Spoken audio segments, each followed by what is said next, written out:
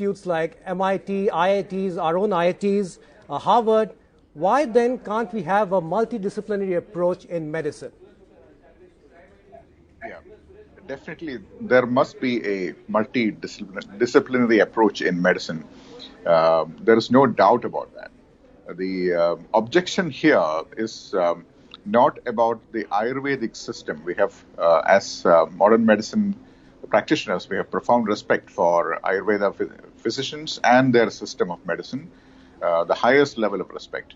The problem comes in what I call good fences make good neighbors. See, you may have two good people living nearby.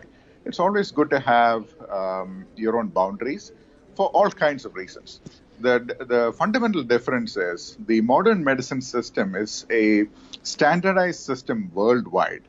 It's almost like, say, if you're an airline pilot, there is a fixed training module for being an airline pilot. You can't have a truck driver train him, give him a bridge course and make him an airline pilot. You can't do that. He might be able to fly if he's very smart. He may be able to fly, but it is just not the standard of care.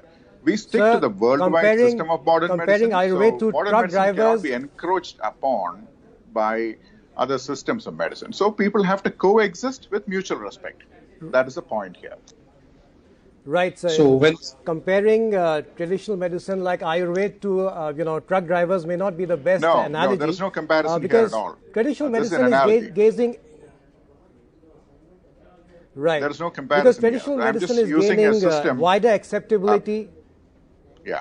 There is no comparison to a truck driver at all. Right. So traditional medicine. Yeah. It's about standardization. I'm using an example for standardization. All right. So standardization has to be respected. Traditional medicine is gaining wider acceptability globally. Now, China's Tu Youyou won the Nobel Prize in 2015 for an anti-malarial drug through traditional medicines. So it's an evolved science. Can't you give them some training and they can perhaps then perform surgeries?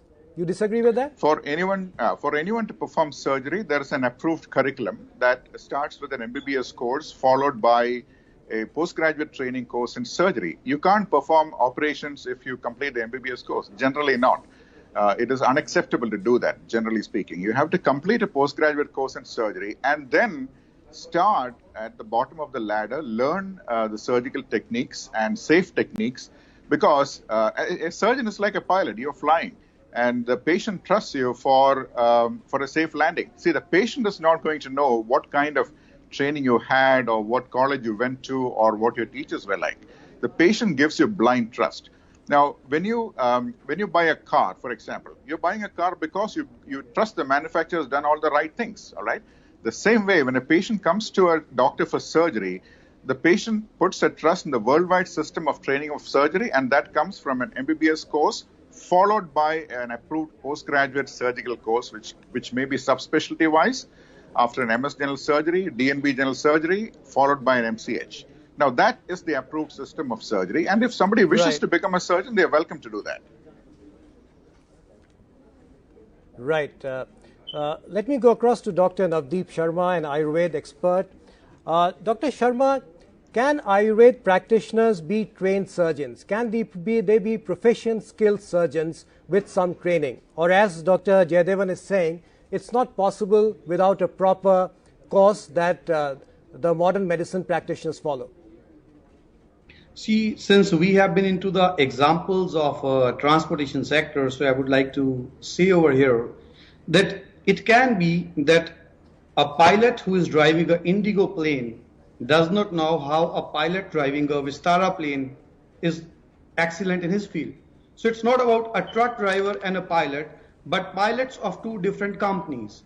Because at the end of the day, I would like to add something over here, that when a person who is a doctor in Ayurveda, he is designated to work as a surgeon, the person first has done a course of 4.5 years of BAMS, in which he is taught the allopathic pharmacology, the pathology, then surgery. These all are subjects in Ayurveda. An Ayurvedic doctor has to study both the things, the Ayurveda as well as the allopathic aspect. looking at the modern demands. Now, after that is 1 year compulsory internship, where in colleges like Paprola, BHU, Udupi, Bangalore, there are so many surgical branches running so successfully.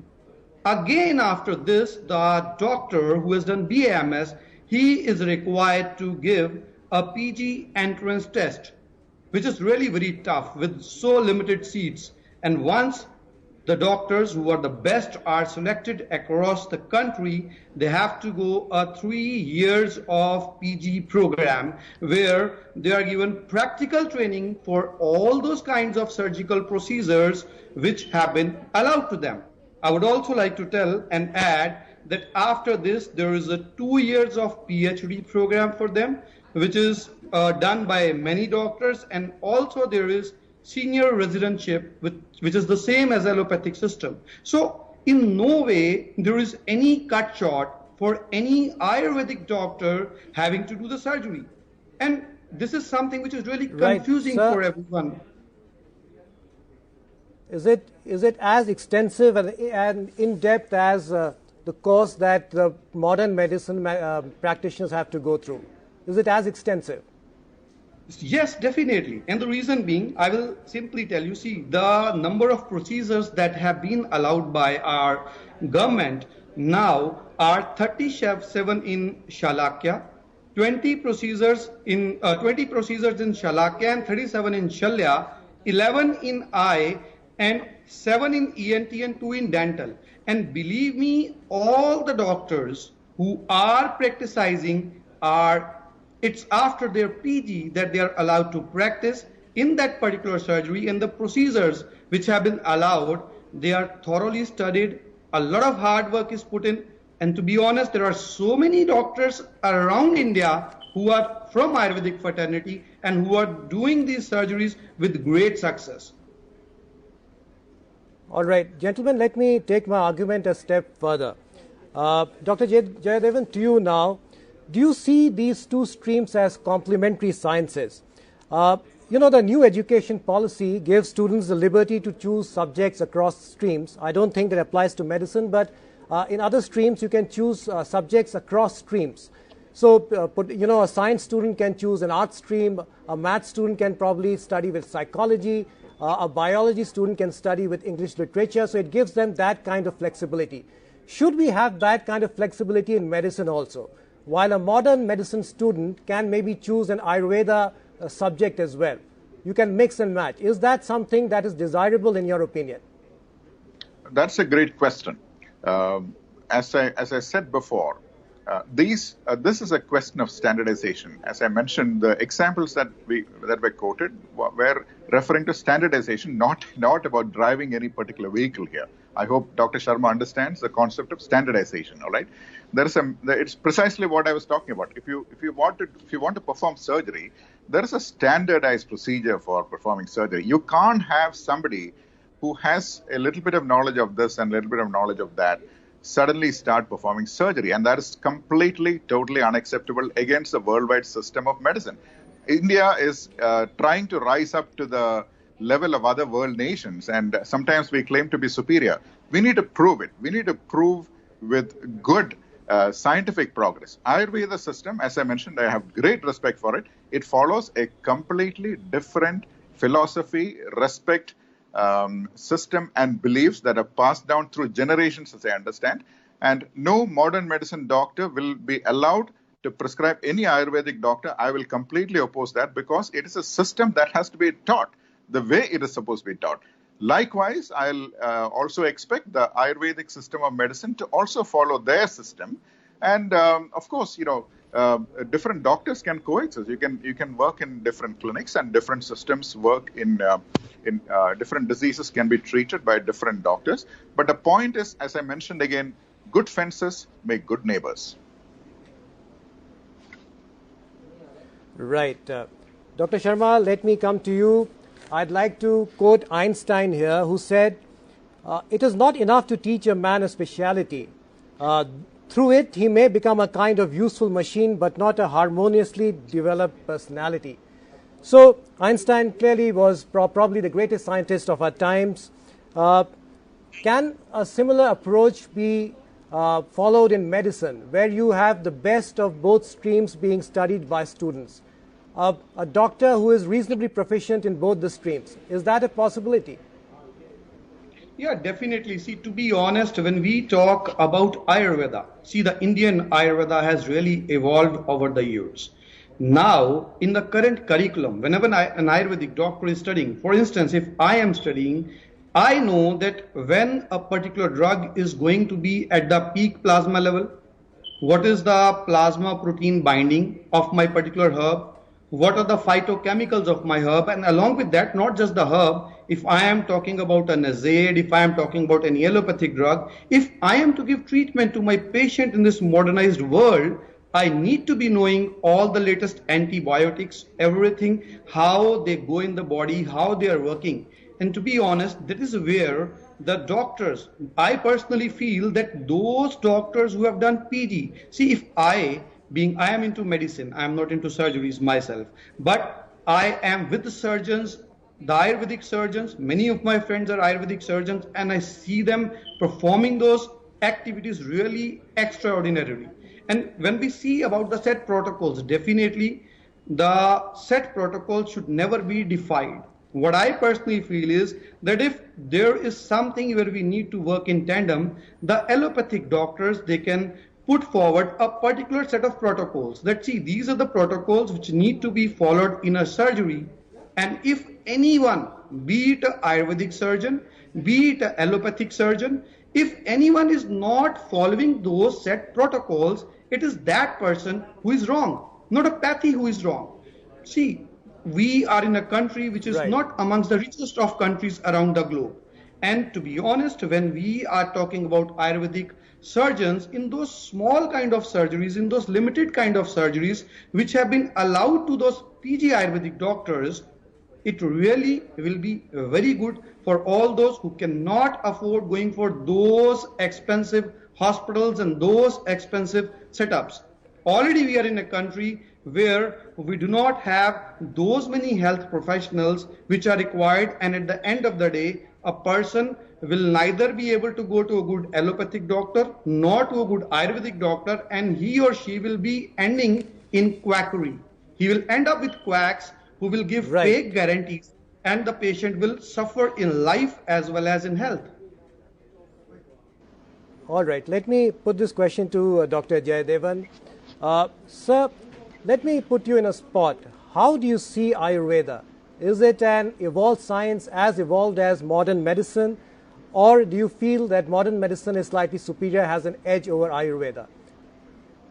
Yeah, I don't agree with the word superior. I particularly dislike the word superior. I'm an egalitarian. I consider everybody equal unless they prove themselves inferior. All right. Now, the way I see it, it's my personal opinion. I do not give an opinion on a topic which I have not studied. I have not studied this Ayurvedic system, and I have the respect for it because it is a government-approved system. It is ancient, and I belong to the country where it was invented, so I have a lot of respect for it. Now, but I'm aware that self-correction is not part of its system because the knowledge has been passed down through generations, which is good. But the modern medicine system works on continuous self-correction. If you've noticed, in the last 200 years, almost no medicine that was used 200 years ago is being used now. And even as far as COVID-19 goes, the standard of care 2 months ago is no longer valid. So we, in the system of modern medicine, we work on a continuous process of self-correction, which is fundamentally not practiced, as far as I understand, in Ayurvedic system, because it's really an undiluted system, which is good for whatever it stands for. That's my opinion. But as I said, I have not trained it, and plus I know doctors who've done both systems. I know doctors who've done BAMS as well as MBBS, and they are eminent doctors who've done that, and that's hats off to them, because that is the way to practice both systems. If you really want to practice, if I want to practice Ayurveda, I'll have to go and join a BAMS course and start from scratch. There's no shortcut. Right.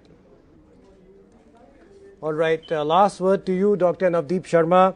Ayurveda is now a recognized stream of medicine by the WHO. But as Dr. Jayadevan is saying, every stream has to work towards a process of self-correction. Can Ayurveda do that? Or has Ayurveda been doing that?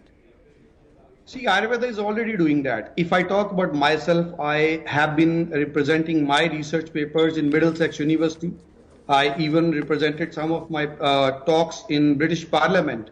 And in US, I have been doing that. And not just me. See, I am a tiny droplet of the huge ocean of Ayurveda. There are thousands doctors like me. See, any pathy which stops evolving and which stops meeting the demand of the current day will die. And if Ayurveda has been able to survive these many, you can say, decades and years, it's only because it has been evolving. There are so many research works which have been done. And the biggest problem which we are facing right now, see, the biggest problem is that we know what allopathy is doing, and we have been studying allopathy. Unluckily, the allopathic doctors have not been studying Ayurveda. So today also they feel that Ayurveda is the same Ayurveda, but then the Ayurveda, it evolved from herbs to herbal extracts, from herbal extracts to phytochemicals, and from phytochemicals today, each and every phytochemical is also well studied. And that is why I would appreciate if the allopathic fraternity, they can go through the Ayurvedic courses, they can see the authenticity and the hard work which the PG doctors, the Ayurvedic surgeons, they are putting in. Then I feel they will have no questions left. Right, sir. They really need to understand what is today being done in Ayurveda. Right, sir. So this debate will go on for a while now. The bigger question is, does medical science need a multidisciplinary approach? I think both the doctors here agree that they do. But still, should they be allowed, should Ayurveda practitioners be allowed to perform surgery? There is no consensus on a panel here. It's an evolving story, and we'll keep